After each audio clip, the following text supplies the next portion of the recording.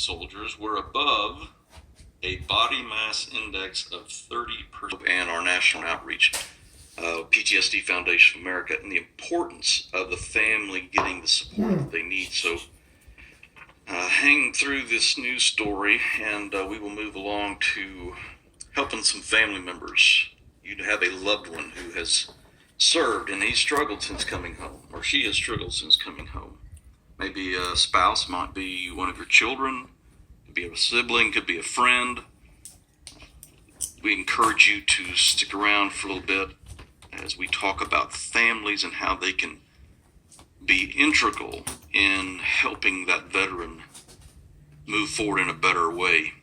This story is, this particular version of it's from Task and Purpose. It is a report, or a story regarding a report from USA Today. VA paid millions. All right, so we were talking about the VA story, and I promised we're going to switch the page. We are. We're going to switch the page, but real quickly. VA spent $6.7 million that we know of in 2014. All right. Camp Hope, some of you are very familiar with it, others not so much. Veteran program for combat veterans coping with post-traumatic stress disorder. PTSD Foundation of America running support groups across the country. We just opened up in Atlanta. In fact, we'll read a story to you that really is a result of our Atlanta chapter before the show is over, hopefully. But it's not just helping that veteran. One thing we do at Camp Hope that nobody else does is we will take in the spouse and the children if that's what we need to do to help that veteran. No one else in the country does that.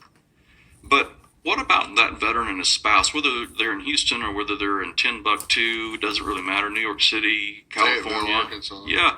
What goes on for that family and how can we help them? So I want to introduce you to Ashley Greer. Ashley helps us with our family outreach, and I had an opportunity to speak with her earlier this week, so here's that interview. So Ashley, tell everyone what you're doing at Camp Hope and also throughout the country in helping our families that are struggling trying to understand what happened with their veteran. So I am the family coordinator here at Camp Hope. I basically advocate for the families. Whether they're here locally or around the world, we get emails a lot, they're looking for support groups or somewhere that they can kind of understand what their veteran is going through. So I'll give them those resources. And then here locally, I invite these families to our support groups on Thursday evenings, and it's just a time for them to come in and get healing for themselves. They've been through so much at home trying to help their veteran and understand what's going on with their veteran. That they stop or they forget to take care of themselves. And so coming and getting support, is a way for them to get help for themselves and to work on their own healing and be around other families that just have also been through a lot of the same stuff that they've been through. So talk a bit just about the support group. What actually happens in a typical evening when you guys meet? I usually try to have a plan where we will go over a topic, but a lot of times we come in and we do a prayer and a devotion, introduce ourselves, and we'll try to do a topic on something, whether it be boundaries or emotions, anything like that. But sometimes we just need to talk.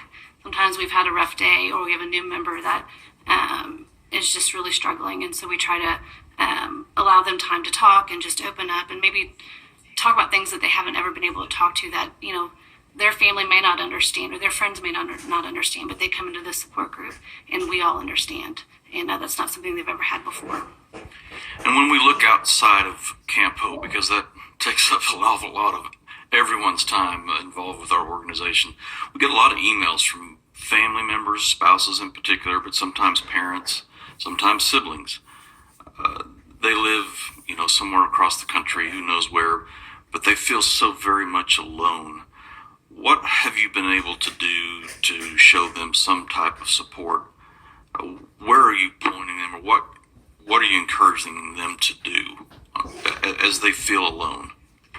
So especially the ones that aren't local, what I will do is, I let them know they're not alone. And I give them my information.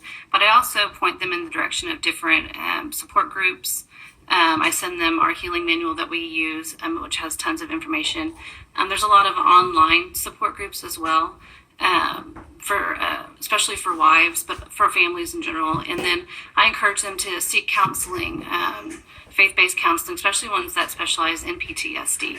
And so that way they can also get the support. And we do have, support groups in different areas of the country. And if they live anywhere near one of our Camp Hope or PTSD Foundation support groups, I'll point them that way. All right. Let's just wrap up on that discussion about the book you just mentioned. It's When War Comes Home. It's written by the same folks that wrote the manual we use with our combat vets, which is titled Combat Trauma Healing Manual. That's a tremendous tool. How does it help you, for instance, in dealing in your own family situation? Because there is a lot of information, and it seems like part of it is about understanding PTSD and your loved one, but also a great part of that is building